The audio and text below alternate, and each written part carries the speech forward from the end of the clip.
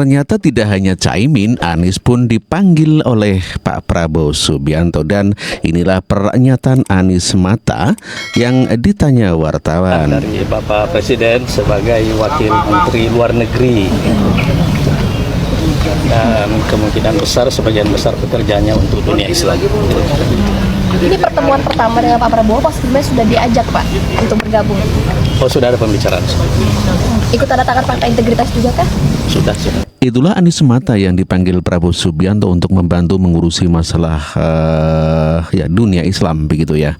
Sebelumnya Anies Mata sebagai Ketua Umum Partai Gelora memberikan sanjungan kepada Prabowo Subianto, dan kita dengarkan pidato Anies Mata. Kerendahan hati, dan itu yang saya lihat dari Pak Prabowo. Beliau sampai pada titik kerendahan hati untuk mau belajar dari lawannya yang telah mengalahkannya. Itulah jiwa besar, itulah kearifan, itulah pemimpin.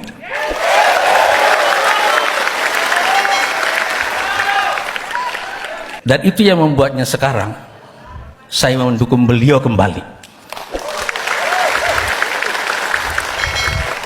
Itu yang membuatnya relevan, karena pemimpin itu akan selalu relevan kalau dia bisa berkontribusi. Dan apa yang membuatnya bisa berkontribusi adalah kalau dia selalu belajar. Momentum seorang pemimpin menjadi pembelajar itu adalah momentum di mana dia menegaskan bahwa dia akan selamanya relevan bagi bangsanya.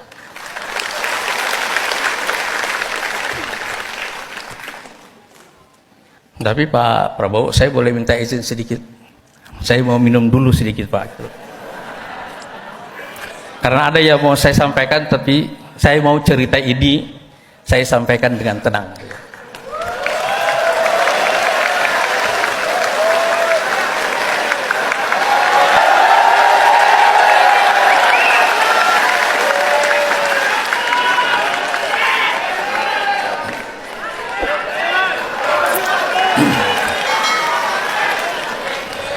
Saya jadi haus Pak gitu.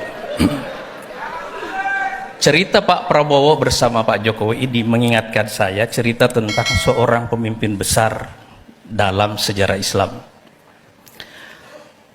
yang nanti menjadi kakek moyang dari Ottoman Empire. Namanya Alep Arslan. Alep Arslan ini adalah seorang pemimpin dan juga militer yang mencatat sejarah kemenangan militer yang luar biasa banyaknya. Tapi di akhir hidupnya, beliau meninggal di tangan tawanannya sendiri.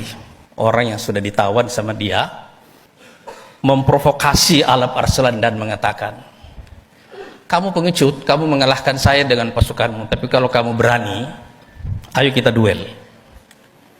Alep Arslan terprovokasi dengan itu.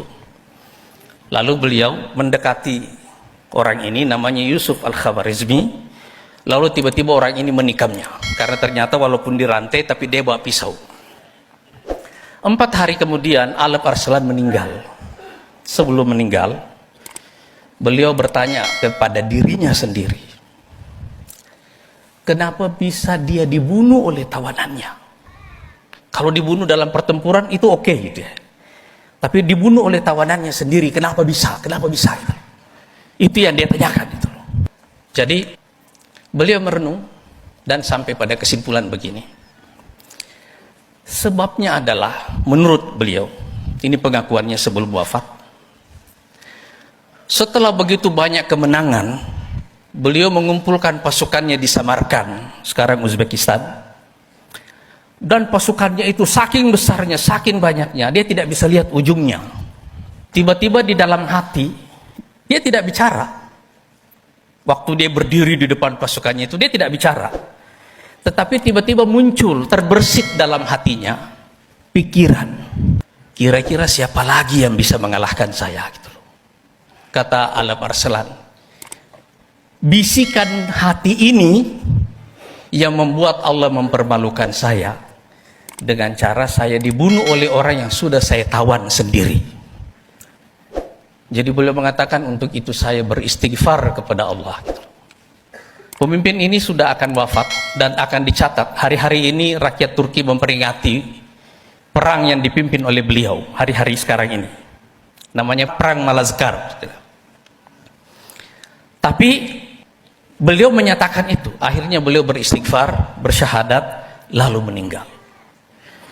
Pelajaran terbesar bagi pemimpin itu adalah pelajaran tentang kerendahan. Sebelumnya Caimin dengan sumringah dipanggil Prabowo Subianto ke Kertanegara untuk mendapatkan jabatan menteri di dalam kabinet Prabowo Gibran, dan inilah sumringahnya Gus Imin ketika ke Kertanegara.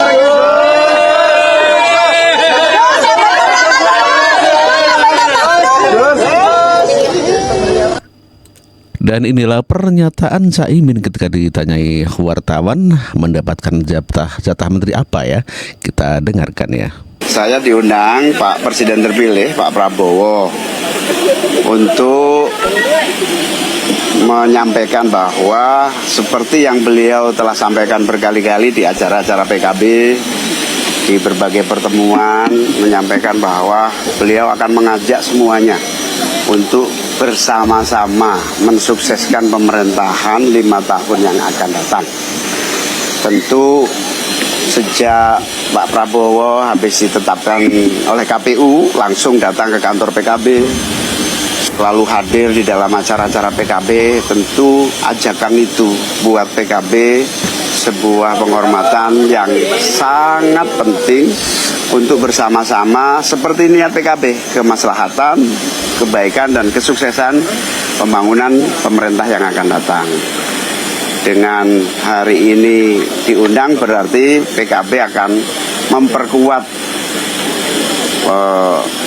tim Pak Prabowo di dalam pemerintahan yang akan datang. Jadi kira-kira menteri posisinya apa nih? Menteri Agama, Pak. Nah, soal posisi atau siapa saja kader PKB, saya sampaikan kepada beliau Bapak Prabowo bahwa PKB dan seluruh kader-kader inti dan kader-kader utamanya siap ditugaskan atau tidak ditugaskan di dalam pemerintahan Pak Prabowo. Karena itu intinya kami siap, kader-kader PKB siap dimanapun diperintah untuk mensukseskan pemerintahan. Tapi Caimin sendiri gimana posisinya? Iya, nanti akan siapapun nanti akan Pak Prabowo langsung yang akan menyampaikan pada saatnya. Hari ini belum sampai waktu itu.